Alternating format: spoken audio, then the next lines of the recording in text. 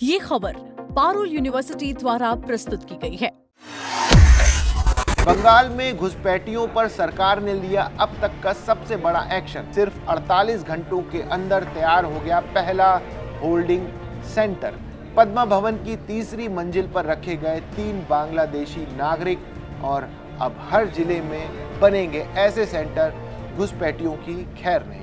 नमस्कार, मेरा नाम है अंशुल शर्मा और आप देख रहे हैं दैनिक जागरण।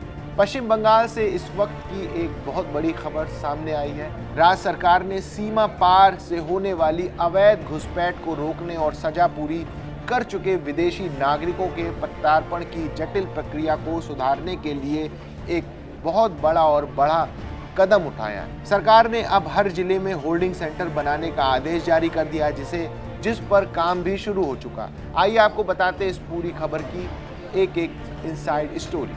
पश्चिम बंगाल सरकार ने राज्य में अवैध घुसपैठ को लेकर अपनी नीति बेहद सख्त कर दी है। सरकार ने एक ताज़ा आदेश जारी करते हुए प्रदेश के हर जिले में होल्डिंग सेंटर बनाने का काम युद्ध स्तर पर शुरू कर दिया है। इस फैसले की सबसे हैरान करने वाली बात इसकी रफ्तार है। पिछली 23 मई को इस संबंध में सरकार की तरफ से आधिकारिक दिशा निर्देश जारी किए गए थे।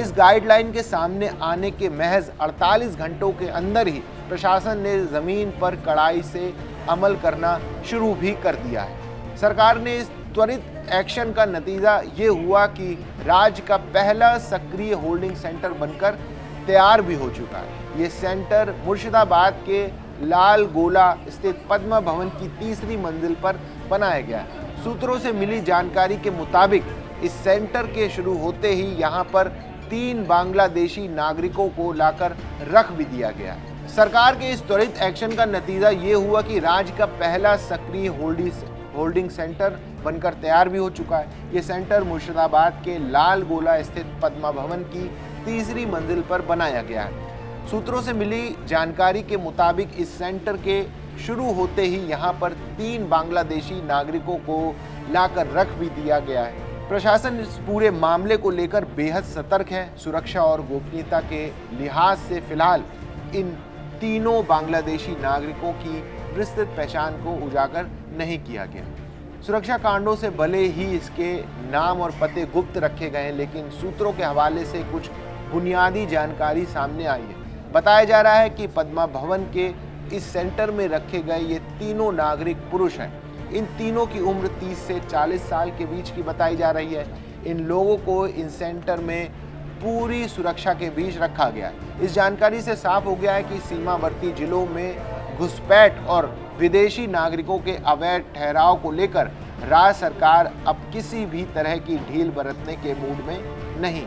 सरकारी दिशा निर्देशों के मुताबिक इन होल्डिंग सेंटर का उपयोग मुख्य रूप से 3 विशेष श्रेणियों के विदेशी नागरिकों को रखने के लिए ही किया जाएगा। पहली श्रेणी में उन तत्काल पकड़े गए घुसपैठियों को रखा जाएगा जो सीमा लांघकर अवैध रूप से भारत में प्रवेश करते ही पुलिस या दूसरी सुरक्षा एजेंसियों द्वारा पकड़े जाते हैं। ऐसे घुसपैठियों को पकड़े जाने के बाद सीधे इन होल्डिंग सेंटर में इन्हें भेज दिया जाएगा ताकि आगे की कार्रवाई की जा सके। दूसरी श्रेणी में उन विदेशी कैदियों को रखा जाएगा जो वर्तमान में विचाराधीन है। अब तक ऐसे कैदियों को जेलों में बंद रखा जाता था और कानूनी प्रक्रियाओं के लिए बार बार अदालत में पेश करना पड़ता था, लेकिन अब इस नई व्यवस्था के तहत इन विचाराधीन जेलबंदियों को बार बार अदालत में पेश करने के बजाय सीधे होल्डिंग सेंटरों में स्थानांतरित कर सुरक्षित रखा जाएगा। इससे सुरक्षा एजेंसियों और अदालती प्रक्रिया को बड़ी राहत मिलेगी। तीसरी श्रेणी उन विदेशी नागरिकों की है जिनकी जेल की सजा पूरी हो चुकी है। ऐसे बांग्लादेशी या अन्य विदेशी नागरिक जो अपनी तय सजा काट चुके हैं, लेकिन कानूनी और कूटनीतिक पेचीदगियों के कारण जिनका प्रत्यार्पण यानी स्वदेश वापसी का मामला अटका हुआ है, उन्हें इसी सुरक्षित ठिकाने पर रखा जाएगा जब तक उनके देश भेजने की कागजी और कूटनीतिक प्रक्रिया पूरी नहीं हो जाती। तब तक वे इसी होल्डिंग सेंटर में रहेंगे।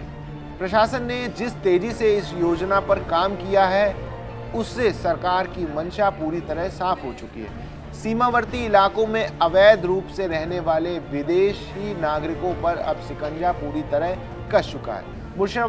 मुर्शिदाबाद में पहला सेंटर शुरू होने के बाद अब राज्य के अन्य जिलों में भी होल्डिंग सेंटर्स को तेजी से तैयार किया जा रहा है। आने वाले दिनों में बाकी जिलों में भी ये सेंटर पूरी तरह काम करना शुरू कर देंगे। पश्चिम बंगाल के होल्डिंग सेंटर को लेकर आई ये पूरी खबर। सरकार के इस कड़े कदम के बाद अब अवैध घुसपैठियों को और सजा पूरी कर चुके विदेश नागरिकों को रखने की व्यवस्था पूरी तरह बदलने वाली है। इस मामले पर आगे जो भी अपडेट होगा हम आपको बताएंगे। देश और दुनिया की बाकी तमाम बड़ी खबरों के लिए देखते रहिए दैनिक जागरण।